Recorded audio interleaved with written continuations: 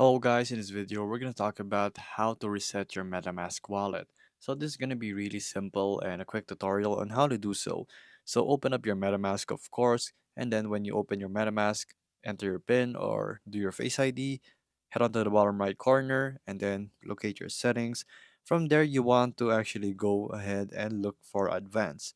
So here in advanced in the top corner you're going to see reset account. So this action will clear your transaction activity and this data will not be retrievable at all, not by MetaMask, not by you, not by anyone. So this will be wiped and you cannot follow it anymore. But this is actually just going to be the transaction won't appear on the actual application, but you will still find it in the blockchain because nobody can manipulate the blockchain and history is written there as you do so. So everything that you do will be listed on the blockchain but just not here anymore. So if you reset the account, you'll be still able to find it, but just really harder in the blockchain, basically.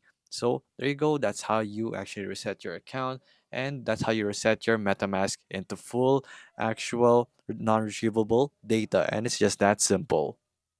So there you go, guys, and that's how you do it. If this video is helpful, please hit the like button and don't forget to subscribe.